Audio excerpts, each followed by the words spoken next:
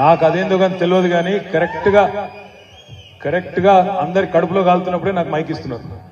మీకు ఆకలి అవుతుంది, నాకు కూడా తెలుసు, నాకు కూడా అవుతుంది. తర్వాత ఇప్పుడే బంటి చెప్పిండు మంచి భోజనం పెట్టినా తినిపో అని చెప్పిండు. తినే పోదాం అందరం కూడా. ఒక్క 10-15 నిమిషాల కార్యక్రమాన్ని ముగించుకుందాం. జై తెలంగాణ. గౌరవనీయులు పెద్దలు, బీఆర్ఎస్ పార్టీ రంగారెడ్డి జిల్లా అధ్యక్షులు, మీ అందరి అభిమాన నాయకుడు, ఇబ్రహీంపట్నం నియోజకవర్గానికి ఎన్నో మంచి పనులు చేసినప్పటికీ మొన్న జరిగిన ఎన్నికల్లో స్వల్ప తేడాతో ఓటమి పాలైన ఎల్లవేళలా కార్యకర్తలకు అందుబాటులో ఉండే నాయకుడు, మంచి నాయకుడు మంచిరెడ్డి కిషన్ రెడ్డి అన్న గారు, గౌరవనీయులు పెద్దలు, శాసన మండలి సభ్యులు, సుపరిచితులు మీ అందరికీ ఏకే మల్లేశం అన్న గారు. మరి ఇవాళ పెళ్లి కొడుకు మీ అందరికి తెలుసు, మీ ఓడు మీ ఇబ్రహీంపట్నం ఆయన పెళ్లి కొడుకు. మరి లగ్గంలా పెళ్లి కొడుకు ఉండాలి, ఇక్కడ పెళ్లి కొడుకున్నాడు. ఇక తోటి పెళ్లి కొడుకు మా బంటి అనుకుందాం. ఇవాళ పెళ్లి కొడుకేమో క్యామ మల్లేశ్ అన్న. ఎందుకంటే ఇప్పటిదాకా చెప్తా ఉన్నారు, అందరికి ఉపన్యాసాలు వింటున్నా నేను, ఎన్నడు రాలే ఇబ్రహీంపట్నం వాళ్ళకి అవకాశం, మరి అలా వచ్చింది మాకు అని చెప్తారు. మరి వచ్చిన దాన్ని మీరు ఇస్తమాలు చేసుకుంటారా? జబర్దస్త్ మెజారిటీ ఇస్తారా? మీకు ఆ సోయి ఉన్నదా లేదా? మే 13 నాడు తెలిసిపోతుంది. మరి ఇబ్రహీంపట్నం వాళ్ళు అవకాశం ఇస్తే అద్దరగొట్టినరో 50,000 మెజారిటీ ఇచ్చిర్రు అంటే బ్రహ్మాండంగా ఉంటుంది. ఇక లేదు అంటే నెక్స్ట్ టైం కూడా ఏమనిపిస్తుంది, వీళ్ళకి ఇచ్చి కూడా లాభం లేదు, ఇస్తే కూడా వీళ్ళేం పట్టించుకోరు, ఇస్తే కూడా ఏం లాభం లేదు, మళ్ళీ గట్టుమొక్కన నల్లగొండకి ఇస్తేనే మంచిదని చెప్పి మళ్ళీ అటే పోతుంది. కాబట్టి మీరు చేయవలసిందల్లా ఒక్కటే, మే 13 తారీఖు నాడు మీరే క్యామ మల్లేష్ అనుకోండి, మీరే కేసీఆర్ అనుకోండి, 50,000 మెజారిటీ ఒక్క ఇబ్రహీంపట్నం నియోజకవర్గంకి వెళ్ళే ఇయ్యాలని చెప్పి నేను మనస్ఫూర్తిగా కోరుతా ఉన్నాను. నిన్ననే పూలే గారి జయంతి నిన్న జరిగింది. పూలే గారి జయంతి సందర్భంగా నేను మన ఆడ ప్రోగ్రాంకి పోయింది. పూలే గారు ఏం చెప్పిందంటే, మహాత్మా జ్యోతిబా పూలే, విద్యతోనే వికాసం వస్తుంది, వికాసం వస్తేనే ప్రగతి వస్తుంది, ప్రగతితోనే ఆర్థిక ప్రగతితోనే సమాజంలో సమానత్వం వస్తుంది అని చెప్పిండు. పూలే గారి గురించి ఎవరెవరో ఏమేమో చెప్తుంటారు, కానీ ఆచరణలో మహాత్మా జ్యోతిబా పూలే చెప్పిన మాటలను, అదేవిధంగా భారతరత్న డాక్టర్ బిఆర్ అంబేద్కర్ చెప్పిన మాటలను ఆచరణలో చేసి చూపెట్టిన నాయకుడి భారతదేశంలో గర్వంగా చెప్పుకోవచ్చు మన నాయకుడు కేసీఆర్ మాత్రమే అని ఘంటాపదంగా చెప్పవచ్చు. 1008 గురుకుల పాఠశాలలు, ఒకటి కాదు రెండు కాదు, 1008 గురుకుల పాఠశాలలు పెట్టి ఒక్కొక్క విద్యార్థి మీద, ఒక్కొక్క విద్యార్థిని మీద 6.5 లక్షల మంది విద్యార్థులకు, ఒక్కొక్క పిల్ల మీద, పిల్లోడి మీద 1,20,000 రూపాయలు ఖర్చు పెట్టి సంవత్సరానికి, అంటే నెలకు 10,000 రూపాయల చొప్పున ఖర్చు పెట్టి వాళ్ళ బట్టలు, పుస్తకాలు, బూట్లు, భోజనము, దుప్పట్లు సర్వం ప్రభుత్వమే చూసి వాళ్ళని అలా ప్రపంచంతో పోటీపడే పౌరులుగా తయారు చేయాలి. వచ్చే తరమన్నా ఆ విద్యతోని వికాసం అందుకోవాలని ఆలోచించిన నాయకుడు కేసీఆర్ గారు. కేవలం విద్య మాత్రమే కాదు, బలహీన వర్గాలలో, బీసీలలో మరి బ్రహ్మాండంగా ఒకవైపు విద్యతోని ఉపాధి అవకాశాలు పొందాలి, వ్యాపారాలు పెట్టుకోవాలి. దాంతో పాటు టాటాలు ఎంత ముఖ్యమో తాతల నాటి కుల వృత్తులు కూడా అంతే ముఖ్యమని చెప్పి ఆలోచన చేసి చెట్ల పన్ను మాఫీ చేసినా, నీరా పాలసీ తెచ్చినా, వైన్ షాపుల్లో మా గౌడ సోదరుల కోసం 15% రిజర్వేషన్లు తెచ్చినా అది చేసింది కేసీఆర్ అనే మాట నేను మీకు యాద్ చేస్తా ఉన్నా. అదేవిధంగా మన గొల్లా కురుమా సోదరుల కోసం 11,000 కోట్ల రూపాయలతో గొర్రెల పెంపకం లాంటి కార్యక్రమాలు తీసుకొచ్చి ఇవాళ జీవ సంపద అత్యధికంగా భారతదేశంలో ఎక్కడన్నా ఉత్పత్తి అయిందంటే అది చేసింది కూడా మన నాయకుడు కేసీఆర్ గారు అనే మాట నేను మీకు యాద్ చేస్తా ఉన్నా. అదే మాదిరిగా ఇవాళ మత్స్యకారులైన గంగపుత్రులు, ముదిరాజ్ సోదరులు, వాళ్ళ కోసం కూడా 30,000 కోట్ల రూపాయల మత్స్య సంపద సృష్టించినా అది చేసింది కేసీఆర్. నేతన్నల కోసం చేనేత మిత్ర, నేతన్నకు చేయూత లాంటి మంచి కార్యక్రమాలు, బతుకమ్మ చీరలు, రంజాను, అదే విధంగా క్రిస్మస్ తోఫాలు, వాటి కోసం తెచ్చిన కార్యక్రమాలు, తద్వారా ఆడబిడ్డలకు చిరు కానుక, నేతన్నలకు ఉపాధి, ఈ రెండింటిని కూడా దృష్టిలో పెట్టుకుని మంచి కార్యక్రమాలు చేసి చేతి వృత్తులకు, కుల వృత్తులకు అండగా నిలబడ్డది కేసీఆర్. అది మాత్రమే కాదు, మొన్న జరిగిన శాసనసభ ఎన్నికల్లో డిసెంబర్లో 2023 ఎలక్షన్లు జరిగితే కాంగ్రెస్ కంటే, బీజేపీ కంటే ఎక్కువ సీట్లు బీసీలకు ఇచ్చిన ఒకే ఒక్క పార్టీ బీఆర్ఎస్ పార్టీ అనే మాట నేను మీకు యాద్ చేస్తా ఉన్నా. ఈ రోజు మళ్ళీ పార్లమెంట్ ఎన్నికల్లో మన చిత్తశుద్ధి చూడండి. పార్లమెంట్ ఎన్నికల్లో కూడా మొత్తం 17 సీట్లు తెలంగాణలో, 17 సీట్లుంటే 5 సీట్లు ఎస్సీ ఎస్టీ రిజర్వ్డ్ సీట్లు, మిగిలినవి 12 జనరల్ సీట్లు 12. ఆ 12 సీట్లలో 6 సీట్లు బీసీలకు ఇచ్చిన ఒకే ఒక్క పార్టీ 50% ఇలా బలహీన వర్గాలకు అవకాశం ఇచ్చిన ఒకే ఒక్క నాయకుడు కేసీఆర్ గారు అనే మాట నేను మీకు యాద్ చేస్తా ఉన్నా. అంటే ఫూలే గారి జయంతి రాగానే దండేసి దండం పెట్టుడు వేరు, కానీ ఆయన ఆశయాలను కొనసాగించే విధంగా ఆచరణలో మాటల్లో కాకుండా చేతల్లో చూపిన ఒకే ఒక్క నాయకుడు ఈరోజు తెలంగాణ రాజకీయంలో కేసీఆర్ గారు అనే మాట నేను మీకు గుర్తు చేస్తా ఉన్నా. ఎల్లుండి అంబేద్కర్ జయంతి. మరి అంబేద్కర్ జయంతికి కూడా బహుశా కేసీఆర్ గారు అర్పించినట్టుగా ఇంత గొప్ప నివాళి ఇన్ని కార్యక్రమాలు దళితుల కోసం తీసుకున్న ప్రభుత్వం భారతదేశంలో ఎక్కడ లేదు. ఒక 125 ఫీట్ల అంబేద్కర్ విగ్రహం పెట్టినా, రాష్ట్రంలో కొత్తగా కట్టుకున్న సచివాలయానికి డాక్టర్ బిఆర్ అంబేద్కర్ సచివాలయం అని పేరు పెట్టినా, దళిత బంధు లాంటి కార్యక్రమం పెట్టినా, లేదా అంబేద్కర్ ఓవర్సీస్ స్కాలర్షిప్ అని పెట్టి ఒక్కొక్క దళిత విద్యార్థికి 20 లక్షల రూపాయలు ఇచ్చి నువ్వు విదేశాల్లో చదువుకుంటే కూడా నీకు అండగా ఉంటా అని చెప్పినా అది కేసీఆర్ చేసిండు తప్ప ఈ రాష్ట్రంలో ఈ దేశంలో ఇంతవరకు ఎవరు చేయలే.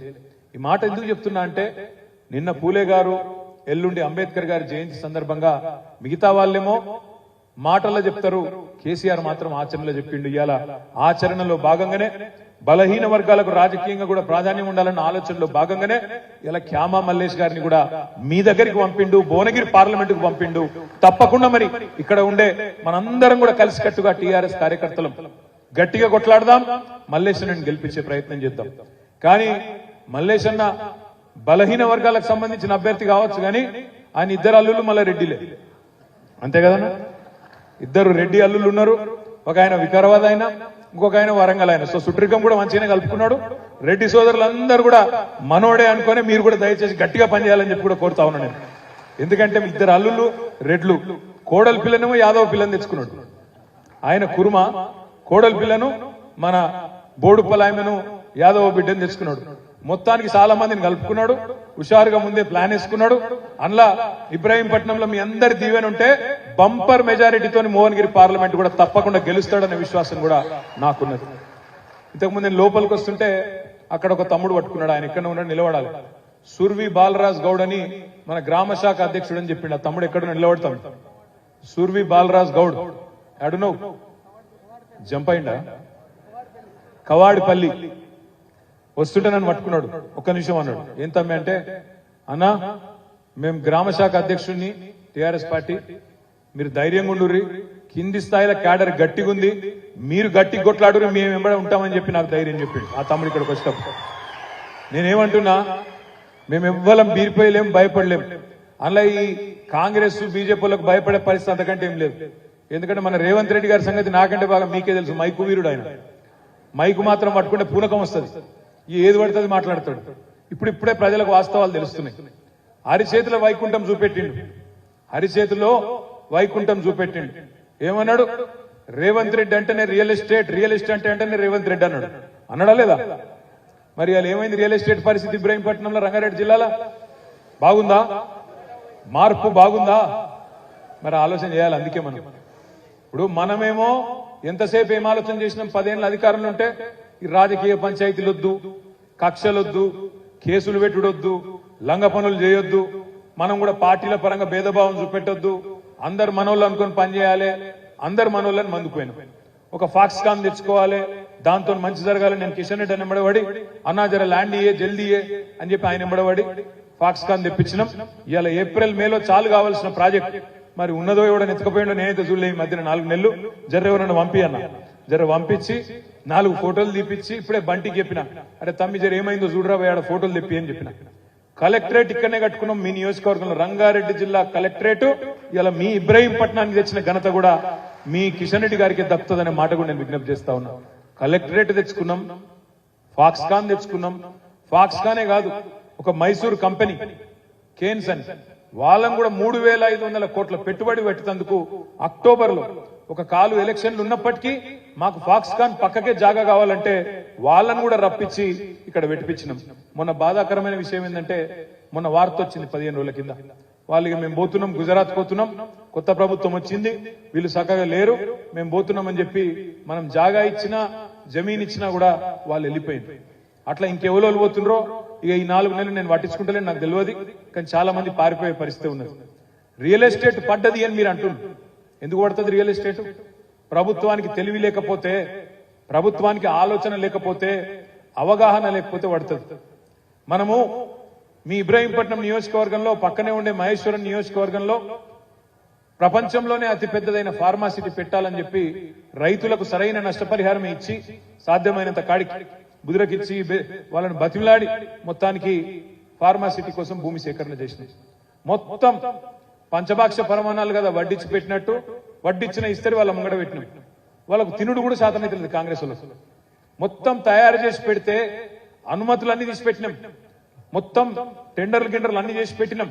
వాళ్ళు చేయవలసిందల్లా ఒకటి కంపెనీలు కూడా తయారున్నాయి తీసుకుంటేందుకు. ఆ కంపెనీలకు జాగిచ్చి అక్కడ బ్రహ్మాండంగా లక్షల మందికి కొలువులు తెచ్చే ఒక కల్పతరువు లాంటి ప్రాజెక్టు ఫార్మాసిటీ. దాన్ని కూడా కనీసం నడుపుకునే తెలివి లేని సన్నాసులు ఈ కాంగ్రెస్ నాయకులు. ఎప్పుడొస్తుంది రియల్ ఎస్టేట్?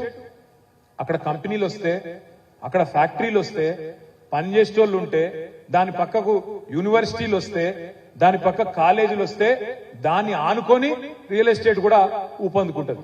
అంతేగాని మనం పరిశ్రమల కోసం పెట్టిన భూములు, ఇప్పుడే అన్న చెప్తున్నాడు రామరెడ్డి అన్న మనం ఇక్కడ టీఎస్ఐసి కోసం ఇక్కడ తెచ్చిపెట్టిన భూములు కొన్ని, వాటిని కూడా ఇవాళ హెచ్ఎండిఏ వాళ్ళు లేఅవుట్ వేయాలని ఆలోచన చేస్తున్నారన్న ఇక్కడ అని చెప్తున్నాడు.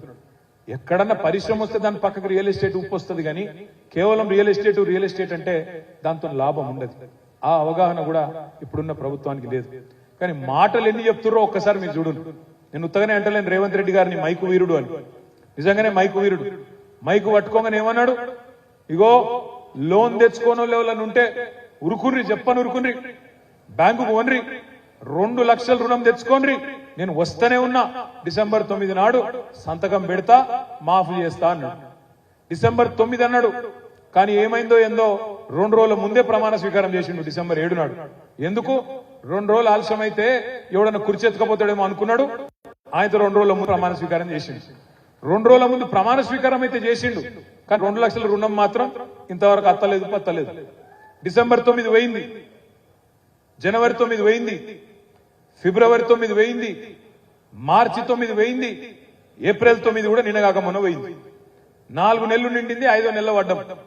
మరి ఏమైందా రేవంత్ రెడ్డి గారు?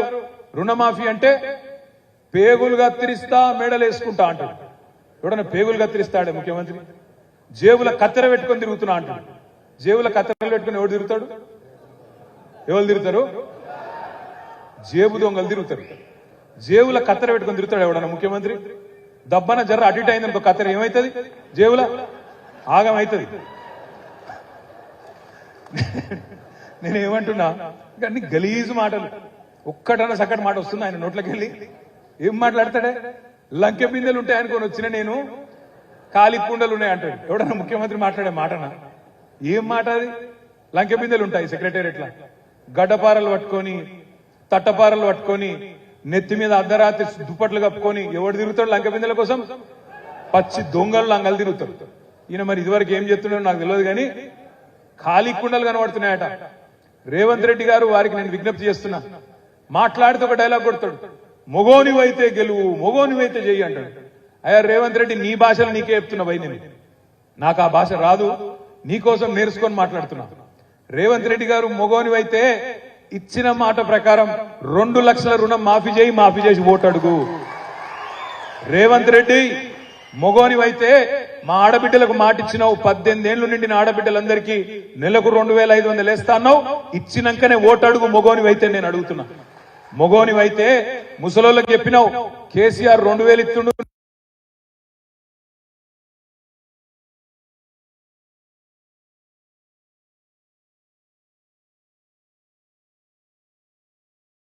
నేను 4000 ఇస్తా చెప్పినావు. మొగోనివైతే 4000 ముసలయ్యకి ఇస్తా, ఇద్దరికి ఇస్తా అని నరికినావు కదా. మైకి పట్టుకొని ఇప్పుడు ఇద్దరికి ఇచ్చి ఓటడుగు.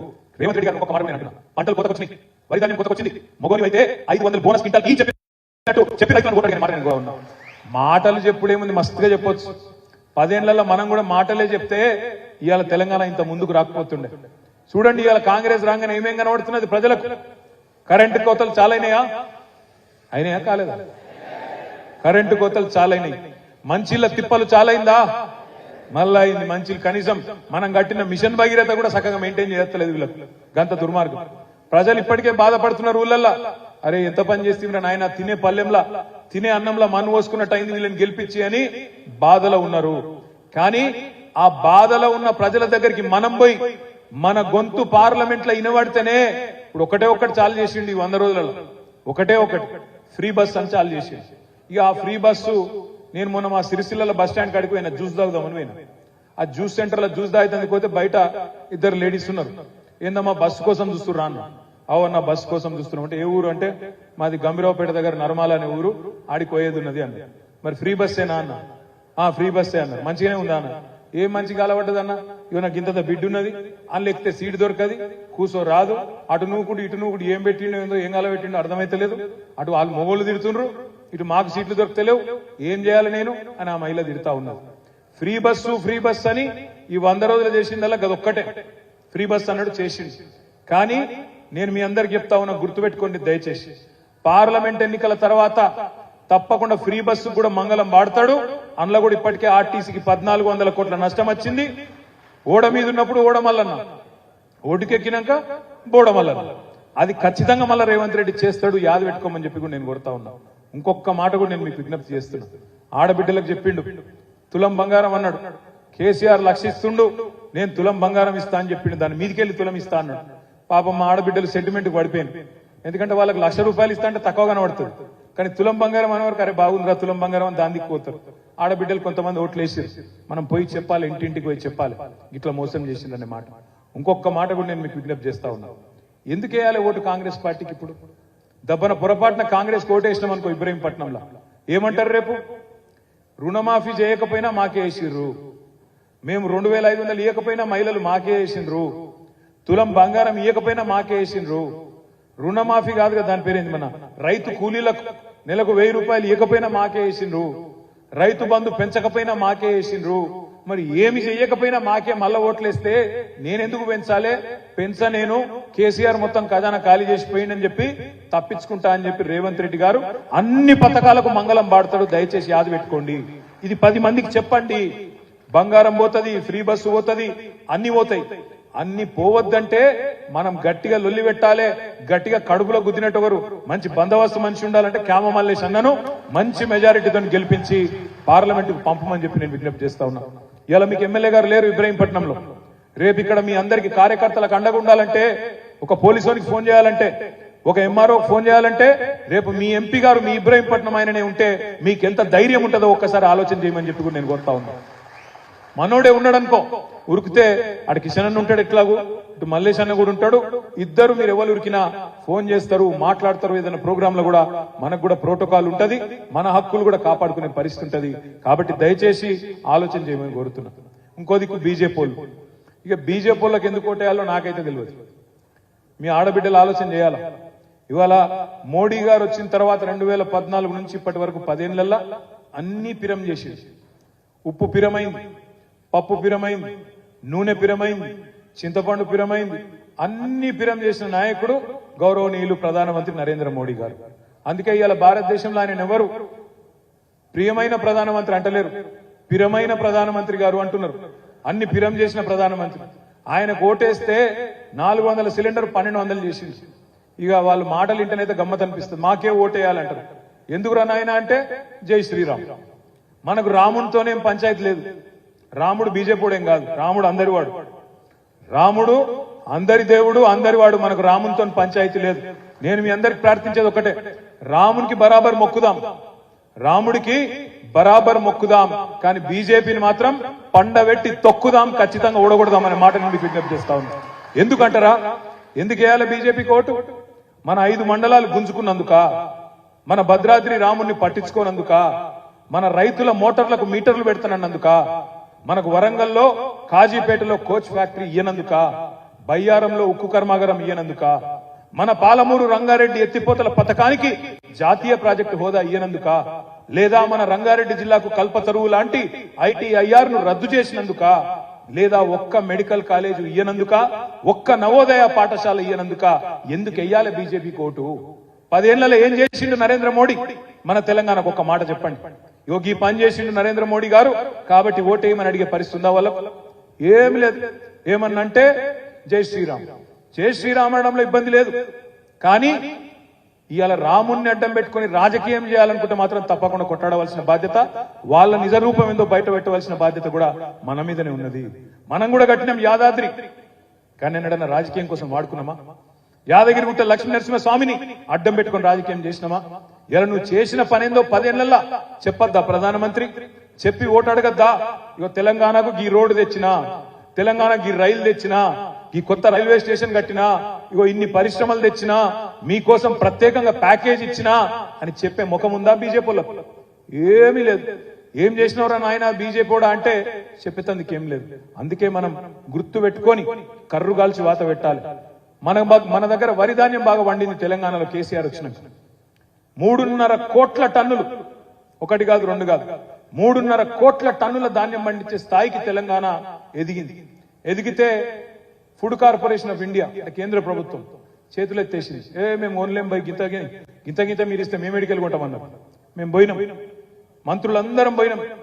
కేసీఆర్ గారు చెప్తే అక్కడ ఒక ఆయన ఉంటాడు మంత్రి పీయూష్ గోయల్ అని, ఆయన ఏమంటాడు తెలుసా? మీరు గింత బియ్యం ఎందుకు పండిస్తురా అన్నాడు. చెప్పినాం సార్, మా దగ్గర మేము మంచిగా చెరువులు బాగా చేసినాం, ప్రాజెక్టులు కడుతున్నాం, బ్రహ్మాండంగా చేస్తున్నాం, రైతు బంధు ఇస్తున్నాం, రైతు బీమా పెట్టినాం, 24 గంటల కరెంట్ ఇస్తున్నాం, మా రైతుల్లో ఒక ధైర్యం వచ్చింది, పంటలు పండిస్తున్నారు. ఇదివరకు పడావు పడ్డ భూములు కూడా ఇలా అచ్చుగడుతున్నారు, అచ్చుగట్టి బ్రహ్మాండంగా పొలం చేస్తున్నారు, కాబట్టి మా దగ్గర దిగుబడి పెరిగింది అని చెప్తే ఆయన ఏమంటాడు తెలుసా? ఓ పని చేయరాదు, మరి ఎండాకాలం మీరు ఆ వడ్లన్నీ నూకలైతే అంటున్నారు కదా, మరి మేమైతే కొనే పరిస్థితి లేదు, మీ వాళ్ళకు నూకలు తినుడు నేర్పియరాదన్నాడు. మరి ఎందుకు మనం నూకలు తినుడు నేర్పియమన్నందుకు బీజేపీ కోటేయాల్సింది? నూకలు తినుడు నేర్పియమంటావు, వడ్లు కొనవు, మోటార్లకు మీటర్లు పెడతా అంటావు, ఒక పరిశ్రమ ఇయ్యవు, ఏం చేసినవరా అంటే సమాధానం చెప్పవు. మళ్ళీ మీదికెళ్ళేమో ఈ బండి సంజయ్ అని ఒక ఆయన ఉన్నాడు, ఆయన అంటాడు దేవుడయ్యా దేవుడు మోడీ అంటాడు. ఎవరికి దేవుడు? 60 రూపాయల పెట్రోల్ 110 రూపాయలు చేసినాడు దేవుడా? 50 రూపాయల డీజిల్ 90 రూపాయలు చేసినాడు దేవుడా? అన్ని పిరం చేసినందుకు దేవుడా?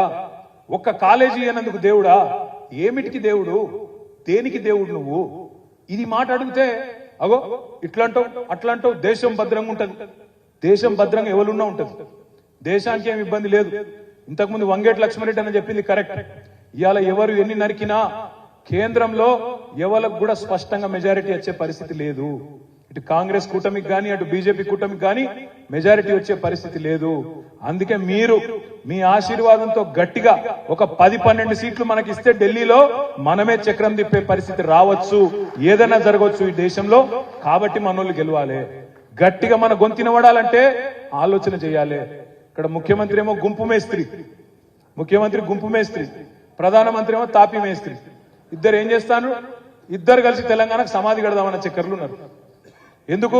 ఉన్నోళ్ళ బొండిగా విసిగితే ఈ గులాబీ జెండా అనేది మాయమైతే అప్పుడు మనం కొట్లాడుకోవచ్చు, వీళ్ళని ఖతం చేయాలి అని మాట్లాడుకుంటున్నారు కాంగ్రెస్ వాళ్ళు, బీజేపీ వాళ్ళు. మరి వాళ్ళకు బుద్ధి చెప్పాలంటే ఇక మనం కూడా బయలుదేరాలి. ఇది మన ఎలక్షన్ అనుకొని బయలుదేరాలి.